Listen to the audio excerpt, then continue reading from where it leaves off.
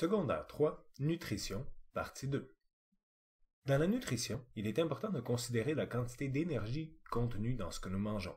Pour trouver la quantité de calories contenues dans des noix ou des amandes par exemple, nous allons les brûler.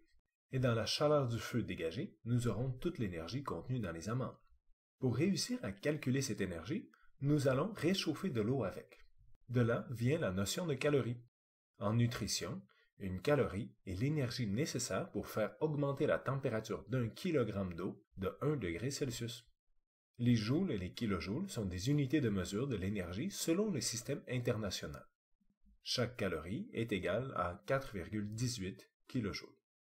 Si nous considérons les nutriments, nous avons d'abord les glucides. Chaque glucide contient environ 17 kilojoules par gramme, soit 4 calories par gramme.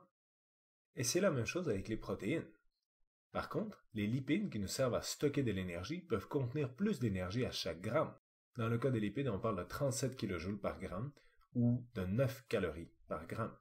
Les autres nutriments comme l'eau, les vitamines et les minéraux ne donnent pas d'énergie au corps.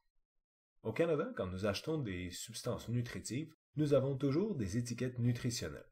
Dans les étiquettes nutritionnelles, nous avons d'abord la portion, c'est-à-dire que tous les chiffres qui sont sur l'étiquette se rapportent à la portion de 87 grammes dans ce cas-ci.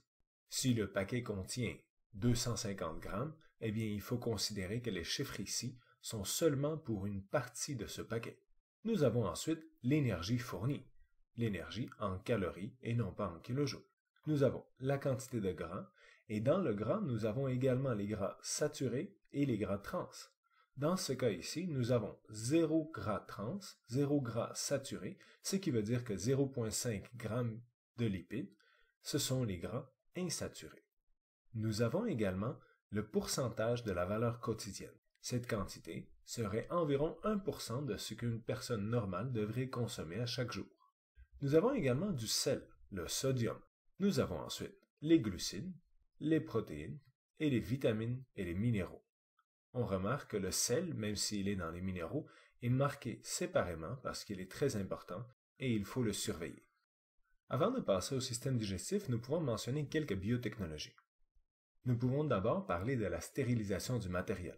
Ça veut dire détruire tous les micro-organismes.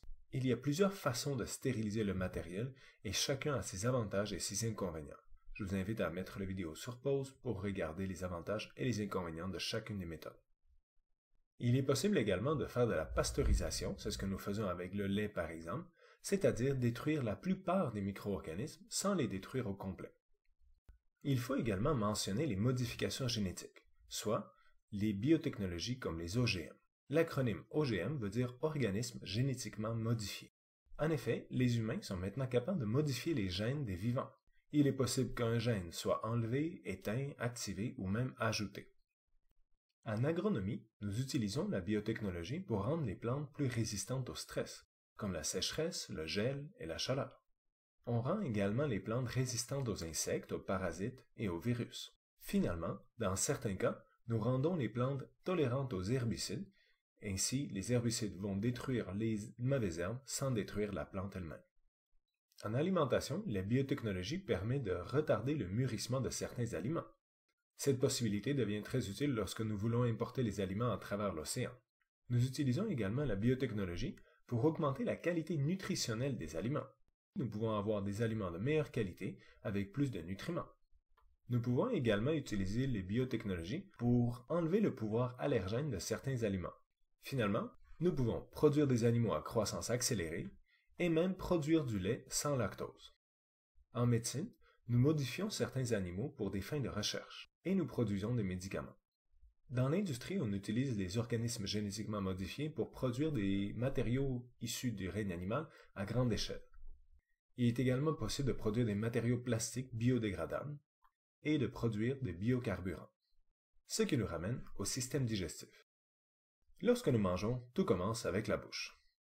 Dans la bouche, nous avons les lèvres, le frein qui attache la lèvre aux gencives, nous avons les dents dans lesquelles nous retrouvons les incisives, les canines et les molaires, nous avons les gencives, la langue, le frein de la langue et la luette. Nous avons finalement les glandes salivaires qui vont produire la salive. Les dents dans la bouche ont des fonctions spéciales. Les incisives ont pour fonction de saisir les aliments, les canines pour déchirer la viande, et les molaires pour écraser et broyer. Les animaux herbivores, comme les vaches et les chevaux, vont avoir les incisives et les molaires très développés puisqu'ils ne mangent pas de viande, alors que les animaux carnivores comme le lion vont avoir les canines plus développées puisqu'ils mangent de la viande. La dent elle-même est protégée par la couronne, soit l'émail de la dent. C'est la partie la plus dure du corps humain, mais elle ne se répare pas par elle-même, et il faut donc y faire très attention. Sous l'émail, nous avons la dentine, qui est une partie solide comme l'os, mais moins solide que l'émail, et la racine, qui est toute la partie sous la gencive de la dent. Dans la bouche, nous avons également les glandes salivaires, les glandes qui produisent de la salive. La salive commence la transformation des glucides. En plus, elle lubrifie la bouche et l'œsophage. La substance active dans la salive est l'amylase salivaire. C'est cette substance qui va permettre de commencer à couper les molécules de l'amidon. À chaque année, des milliers de personnes à travers le monde avalent quelque chose de travers et commencent à tousser parce qu'ils s'étouffent. La raison est que quelque chose que nous avons mangé est arrivé dans la trachée à la place d'arriver dans l'œsophage. Pour comprendre la déglutition, nous devons comprendre le pharynx. Le pharynx est le carrefour des voies respiratoires, soit la trachée, et du passage pour la nourriture, soit l'œsophage. Lorsque nous voulons avaler quelque chose, pour qu'il n'y ait pas d'accident, l'épiglotte bloque la trachée lors de la déglutition. Ainsi, la nourriture ne peut pas rentrer dans les poumons et nous étouffer. Une fois la nourriture avalée, elle va dans l'œsophage. Pour faire descendre la nourriture, l'œsophage va la pousser avec une vague de contraction que nous appelons le péristaltisme. Une fois descendu, nous avons la partie inférieure du système digestif, et nous commençons avec l'estomac. L'estomac est une poche d'environ 2 litres et il a un pH de 1,5 à 3,5. L'estomac permet de brasser la nourriture et fait du péristaltisme pour la pousser vers l'avant. C'est dans l'estomac que nous commençons à digérer les protéines. Les glandes gastriques qui tapissent l'intérieur de l'estomac vont produire des sucs gastriques qui sont très acides et qui vont commencer la digestion des protéines.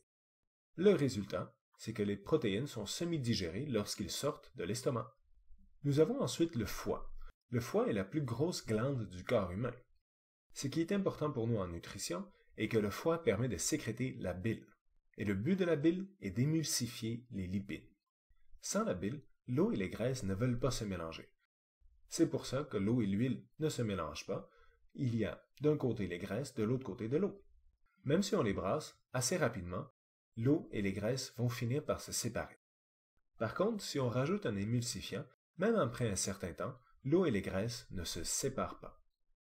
Finalement, le foie nous permet aussi de digérer l'alcool.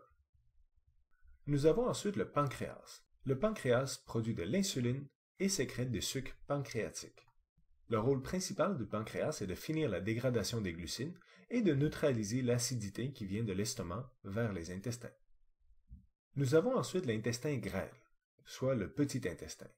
Même si on l'appelle le petit intestin, il est long de plus de 6 mètres, et à l'intérieur, il est couvert de villosités qui augmentent la surface de l'intestin. Les villosités tapissent l'intérieur de l'intestin et permettent au sang de se charger de nutriments. Dans l'intestin grêle, les glandes intestinales produisent des sucs intestinaux, le foie déverse la bile et le pancréas déverse les sucs pancréatiques.